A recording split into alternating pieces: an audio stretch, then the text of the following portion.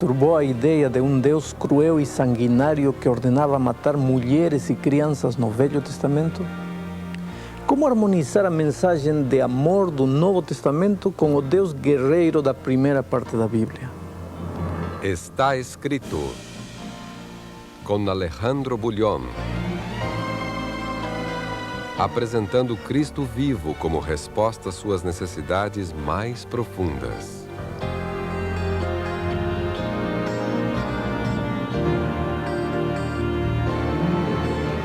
Hoje, amor ou ódio?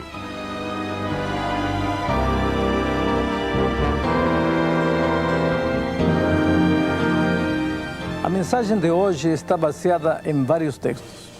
O primeiro está registrado em 1 de Samuel capítulo 15, versículos 2 e 3. Assim diz o Senhor dos Exércitos: Eu me recordei do que fez Amaleque a Israel, como se lhe opôs no caminho quando subia do Egito. Vai, pois, agora e fere Amaleque, e destrói totalmente tudo que tiver. E não lhe perdoes, porém matarás desde o homem até a mulher, desde os meninos até os de mama, desde os bois até as ovelhas, desde os camelos até os jumentos. O texto que acabo de ler contém uma das ordens mais estranhas da Bíblia. Sempre tive dificuldades para entender este assunto. Esta ordem foi dada a Israel quando conquistou a terra de Canaã. Entre e mate tudo que encontrar em seu caminho. Mate homens, mulheres, crianças, animais e jogue fogo em cima de tudo. Não deixe nada vivo. E ai de aquele que se atrevesse a desobedecer. Houve uma vez um homem chamado Acã, que escondeu uns vasos de prata e uns mantos muito bonitos porque pensava que eram coisas muito valiosas para serem queimadas. E Deus mandou que fosse apedrejado. Houve também um rei que tentou desobedecer. Seu nome era Saul. Poupou a vida do rei cananeu e levou o gado gordo sob a alegação de que o gado seria oferecido em sacrifício a Deus. E o Senhor respondeu: Eu não quero sacrifício, eu quero obediência. E o rei Saul foi rejeitado do trono e teve um futuro muito triste. Deus não admitia que o homem o desobedecesse. Mas a ordem era muito estranha, sanguinária e cruel. Como matar mulheres, crianças e animais? Se ao menos a ordem fosse para matar os soldados, até que poderia ser compreensível. Mas por que matar crianças e mulheres? Por que queimar e destruir tudo? Sabe, tem muita gente sincera que não acredita num Deus de amor porque não consegue entender alguns aparentes mistérios da Bíblia. Mas este assunto pode ser entendido, embora não seja muito simples. Em primeiro lugar, temos que entender três coisas. Primeiro, todo aquele que se separa de Deus perde a vida porque a vida está em Deus. Segundo, aquele que perde a vida por separar-se de Deus pode continuar respirando, andando, comendo e trabalhando. Mas o que ele vive não é mais vida. É uma loucura. É algo que não tem sentido. E como vive sem Deus, claro, ele dá rédea solta aos seus instintos e acaba se depravando, degenerando e arruinando sozinho. O terceiro ponto é o seguinte: embora o homem que se afasta de Deus viva uma vida rebelde e suicida, Deus tem muita paciência com ele. Mas um dia, esse homem chega ao ponto em que é melhor para ele parar de respirar, porque morto já estava desde o momento em que se separou de Deus. Vamos tentar entender estes três assuntos. Primeiro, o que é a vida? A vida é um período de mais ou menos 80 anos durante o qual o coração bate e o pulmão respira. Pergunto, você que está me assistindo, está vivo? Biologicamente, sim. Mas espiritualmente, depende. Depende de quê? De sua comunhão com a vida. Mas o que é a vida? Quando Jesus esteve aqui nesta terra, ele respondeu: Eu sou o caminho e a verdade e a vida. Em outra ocasião ele disse: Eu sou a ressurreição e a vida. E São João acrescenta: Aquele que crê no Filho tem a vida eterna. Mas aquele que não crê no Filho não verá a vida. A vida, meu amigo, é uma pessoa. A vida é Jesus. E somente vivem na plenitude da palavra os que vivem uma vida de comunhão com Ele. No momento em que o homem se separa da pessoa vida, que é Jesus, pode continuar respirando, andando, movimentando-se, mas já não vive, está morto. Porque a vida que o homem vive sem Jesus é uma caricatura de vida, é um arremedo de vida, é um inferno. O segundo ponto que precisamos entender é que aquele povo cananeu tinha se afastado do Deus da vida e, portanto, já não tinha mais vida, apenas existia. Tirando a Deus da sua existência, esses homens carregavam um vazio interior terrível e, para preenchê-lo, davam rédea solta aos seus instintos, chegando à depravação em busca da satisfação dos sentidos. Quer ver como vivia esse povo? Permita-me ler o capítulo 18 de Levíticos, versos 1 ao 3.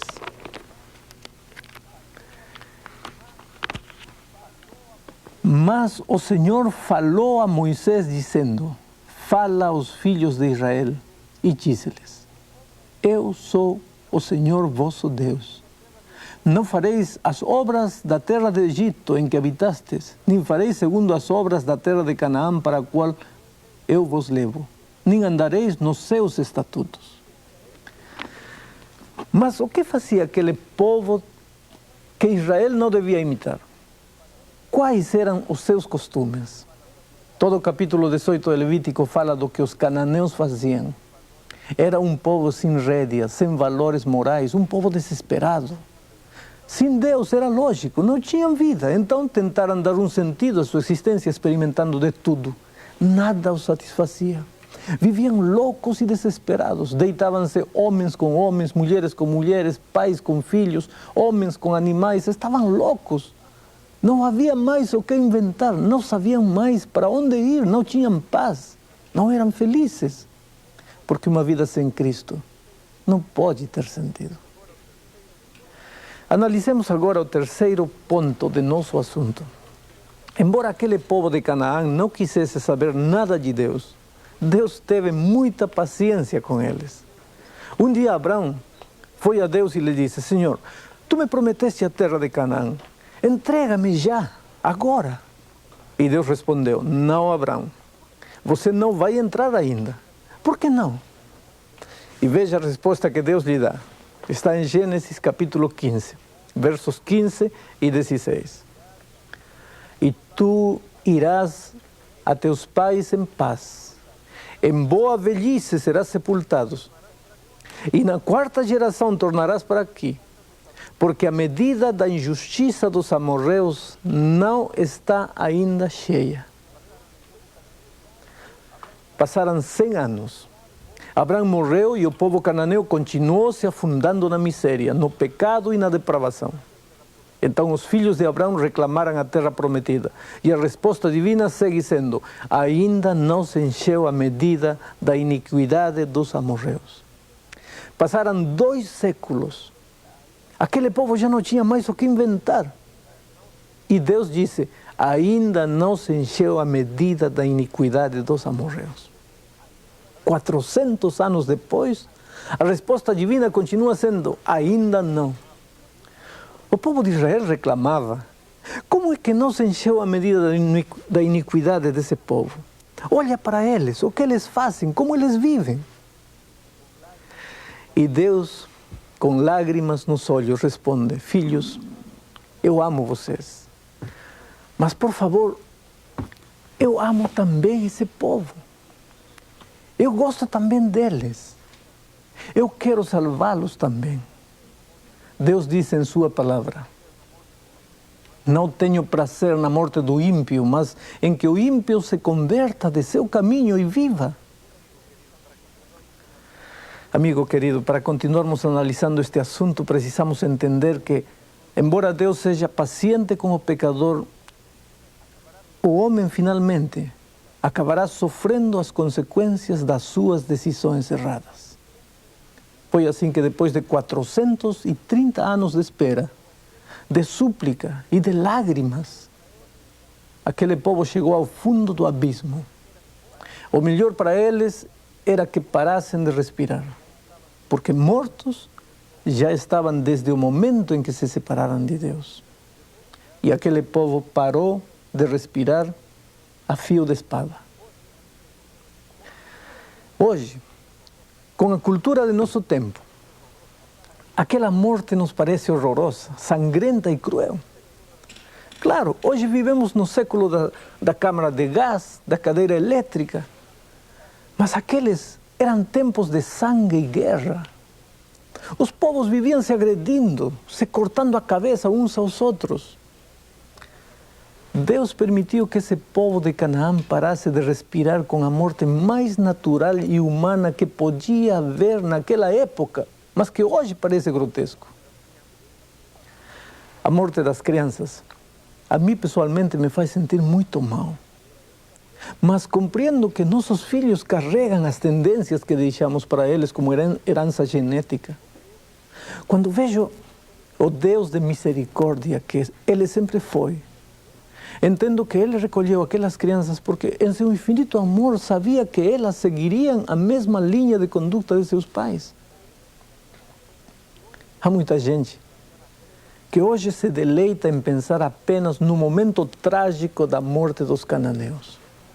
Mas não pensa nem um pouquinho nos séculos e séculos em que Deus dizia: ainda não se encheu a iniquidade desse povo, ainda espero neles, ainda acredito, mesmo que eles não queiram mais nada saber comigo, mesmo que eles me cuspam no rosto e joguem meus ensinamentos no lixo, eu gosto deles e os amo. Por que será que nos lembramos apenas da morte de aqueles homens e não da paciência divina? Acho que às vezes nós somos muito injustos com Deus.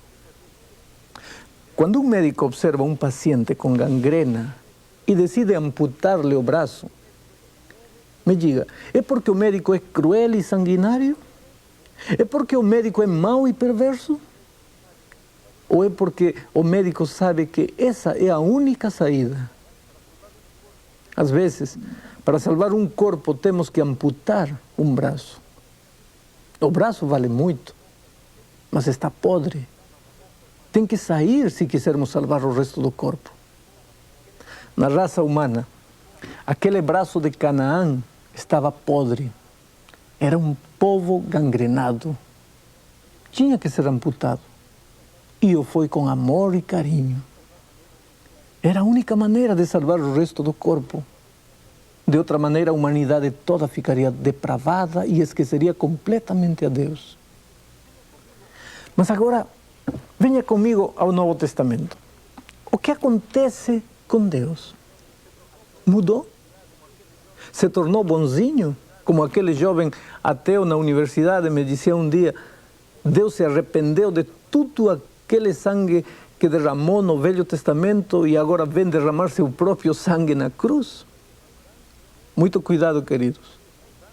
Em Deus não existe mudança nem sombra de variação. Ele é o mesmo ontem, hoje e pelos séculos. Quer ver a Jesus no Novo Testamento? Vamos a Apocalipse capítulo 19. No versículos 11 e 13, veja o que diz. E vi o céu aberto, e eis um cavalo branco, e o que estava sentado sobre ele chama-se Fiel e Verdadeiro, e julga e peleja com justiça. E os seus olhos eram como chama de fogo, e sobre a sua cabeça havia muitos diademas, e tinha um nome escrito que ninguém sabia senão ele mesmo, e estava vestido de uma veste salpicada de sangue. O que significa este sangue? Você acha que é o sangue que Jesus derramou na cruz do Calvário para nos salvar? Não é, não. Quer saber o que significa o sangue que salpica os vestidos de Cristo quando Ele voltar? Vamos para Isaías. No capítulo 63 encontramos o significado desse sangue. O profeta pergunta: quem é este que vem de Edom com vestidos tintos de Bosra? Este que é glorioso em sua vestidura, que marcha com a sua grande força? Eu que falo em justiça, poderoso para salvar. Por que está vermelha a tua vestidura e os teus vestidos como de aquele que pisa no lagar? Eu sozinho pisei no lagar, e dos povos ninguém houve comigo. E os pisei na minha ira, e os esmaguei no meu furor. E o seu sangue salpicou os meus vestidos, e manchei toda a minha vestidura. Ah, meu amigo, eu tremo quando vejo isto. Pessoalmente, não gosto de causar medo nas pessoas. Acho que o arrependimento por medo não é autêntico. Acho que as pessoas têm que ser atraídas pelo amor de Deus. Mas não posso deixar de pregar o que está escrito na palavra de Deus. Quando Cristo voltar, suas vestiduras serão manchadas de sangue. E esse sangue não é o sangue que Ele derramou na cruz do Calvário. Esse sangue será a vida de todas as pessoas que rejeitaram a Deus. Hoje estamos vivendo na época em que o povo de Israel continua perguntando: Senhor, quando nos darás a terra prometida? E Jesus responde: ainda não. Por que não? Porque ainda não se encheu a medida da iniquidade dos homens. Hoje muitas vezes perguntamos: Senhor, quando é que voltarás e nos levarás para a terra prometida? E Pedro responde: o Senhor não retarda a sua promessa, ainda que alguns a têm por tardia, mas é longânimo para convosco, não querendo que alguns se percam, senão que todos venham a arrepender-se. Hoje, a resposta de Jesus continua sendo: ainda não se encheu a medida da iniquidade das pessoas. Podemos argumentar impacientes: como não? Olha a exploração, a violência, a miséria, a fome. Olha os filhos rebeldes contra os seus pais. Os pais sem coração abandonando seus filhos. Olha a boca do lixo em São Paulo, no Rio de Janeiro. Olha as ruas centrais das grandes cidades do Brasil. Olha Nova York, Paris, Miami. Vai me dizer que ainda não se encheu a medida da iniquidade desse povo? E Deus diz: para você tudo isso pode ser horrível, mas eu amo esse povo. Amo os homossexuais, as prostitutas, os marginais, os ladrões de colarinho branco, enfim. Amo a todos eles. Todos são valiosos para mim. Dei minha vida por eles. São a coisa mais linda que tenho. Não quero deixar de salvá-los. Vou continuar esperando-os. E o tempo vai passando.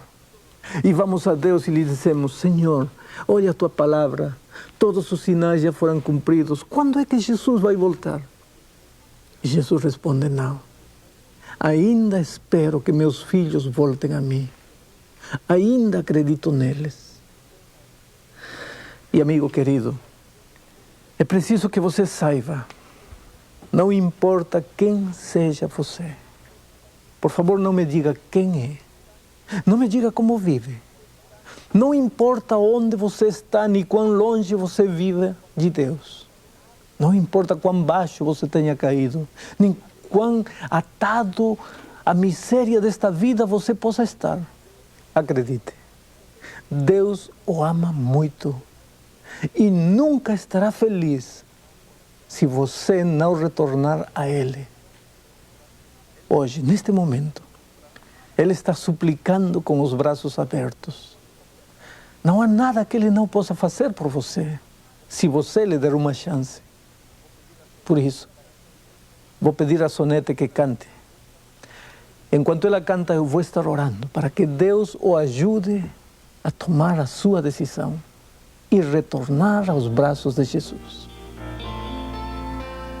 Ainda que eu fale o mais perfeito linguajar, que os santos anjos hoje falam lá no céu, se da ciência desse mundo eu tudo conhecer, se da cultura e do saber a minha vida eu completar, mas se não tiver pulsando forte dentro em mim o amor que pode um coração modificar, serei somente um forte som desafinado em cada tom, ferindo a quem de mim se aproximar.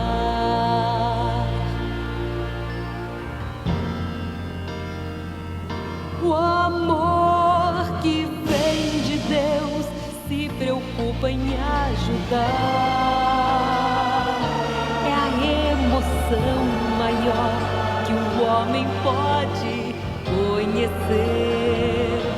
Suporta o desamor e ainda sabe esperar. Razão da própria vida é a essência do viver. É forte, é verdadeiro, não procura o próprio bem. O amor jamais oprime, não conhece a irritação. É puro, é confiante, é até maior que a fé. É o dom que deu a vida e trouxe ao homem salvação.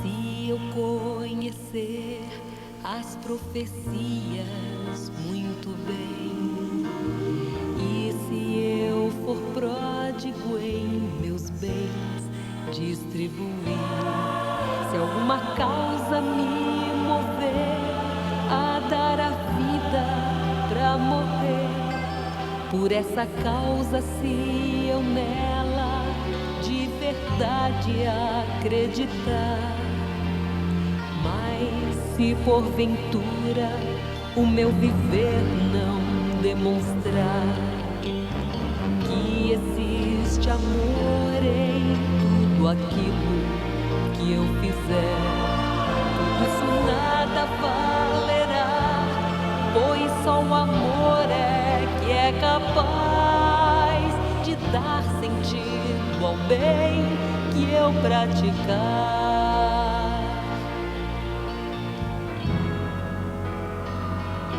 O amor que vem de Deus se preocupa em ajudar. É a emoção maior que o homem pode conhecer.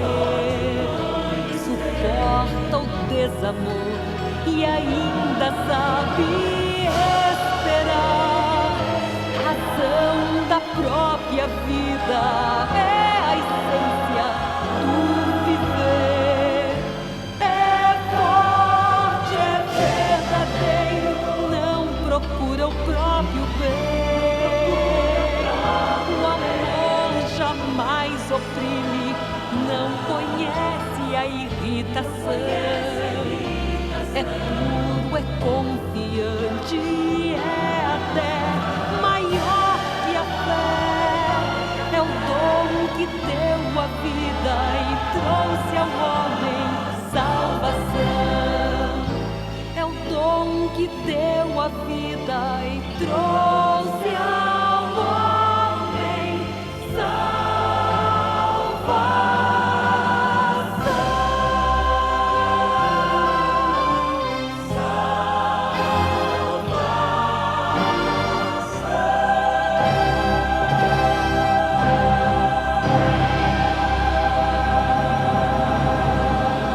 Obrigado, Sonete. Pai querido, obrigado por teu amor e pela misericórdia e paciência com que estendes teus braços em direção dos teus filhos. Abre os teus ouvidos esta manhã para o clamor de cada pessoa. Tem milhares abrindo o coração para ti. Responde a petição silenciosa de cada coração, em nome de Jesus. Amém.